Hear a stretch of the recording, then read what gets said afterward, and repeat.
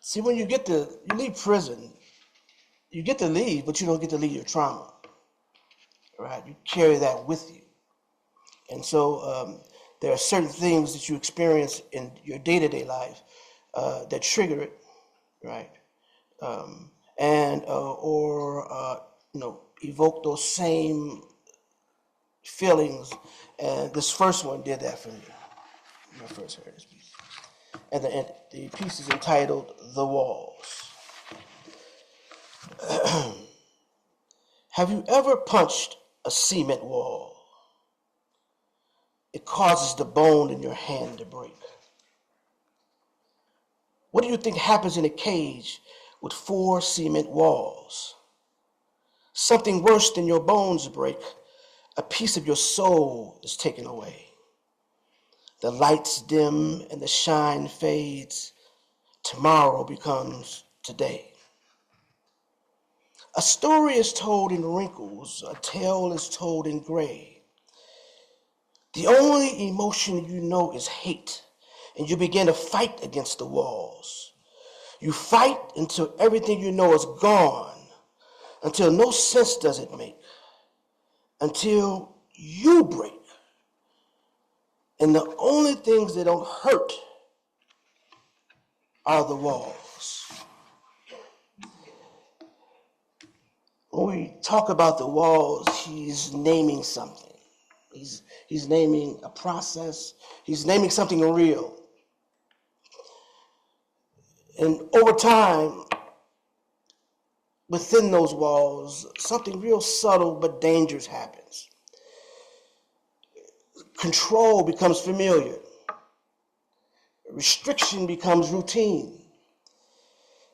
And the walls that once was the bane of your existence, which was unbearable, start to become not only familiar,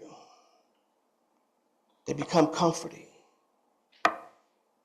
Because they used to lock you in and keep you away from everything you held dear. But in this process, over a period of time, they become welcome because they keep things out. What this process is called, in prison, is called institutionalization. But see, the soul doesn't really identify concrete and walls and prisons. This process happens even outside of prison. Whenever you have authoritarian pressure and it's sustained long enough, and when force replaces care, when fear is the governing tool, the soul adapts to survive. This is natural as human beings. And unfortunately, sometimes that adapting is a shrinking.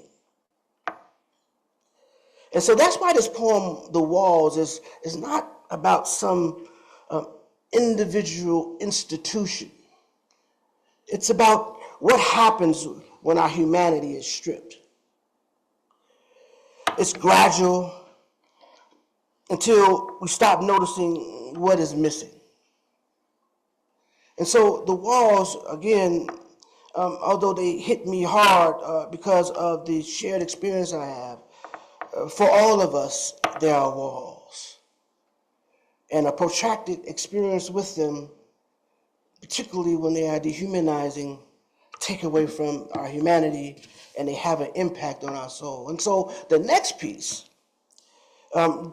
talks about not denying those walls exist in our life or in that institution, but noticing a flicker of light even within it. And so this second piece that I'm going to read, I'm going to ask you to participate, all right? I'm going to ask you to join me, all right? But I need you to take some breaths first, right? Because I want to take you on a journey. And so if you will, if you close your eyes, all right? You're going to inhale, exhale slowly. Feel your feet on the ground. Inhale. Slowly exhale. Feel the seat as it snugs your body. Now, I want you to imagine something. I want you to imagine entering into your bedroom, your restroom, excuse me. And I want you to imagine sitting on your toilet with the door closed.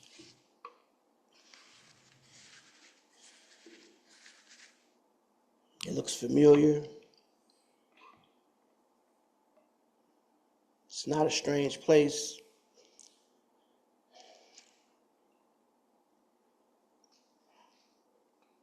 Now I want you to imagine your bathtub transforming into a bunk bed.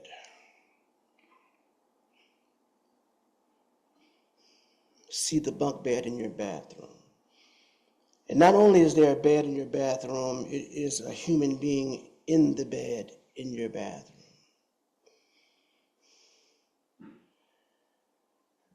Now I want you to imagine your door turning into a gate, a fence, bars. And as you grasp to open that gate, it doesn't open. Feel the environment. Everything there is hard. Even the air is cold. And I want you to sit in this place while I read Diamonds. I gaze upon the sun rays dancing like diamonds on the river.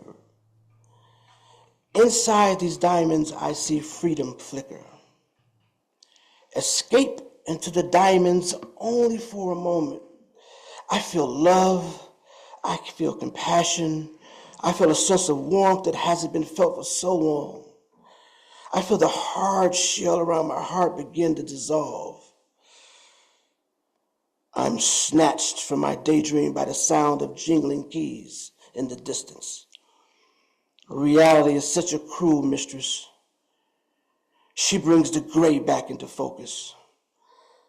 I feel the concrete at its coldest. Every day I gaze upon the sun rays dancing like diamonds on the river. Because inside those diamonds, I see freedom flicker. The end. I'd like to welcome you back into your bodies, back into this space, and away from the hopelessness that is often felt by so many to be in that state for 23 to 24 hours a day,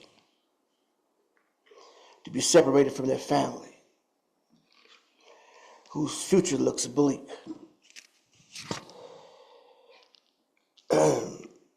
The title of this presentation is Until We Are All Free, because freedom is not about open gates. It's about refusing to let what dehumanizes us become ordinary. It's about protecting the flicker within ourselves, within each other, and in this fragile moment we're living through, guys. The walls show us the damage, and the diamonds show us the possibility. So until the flicker burns for everyone, and none of us are fully free. And so we ask that you take that with you today. Nurture that light within you and with others.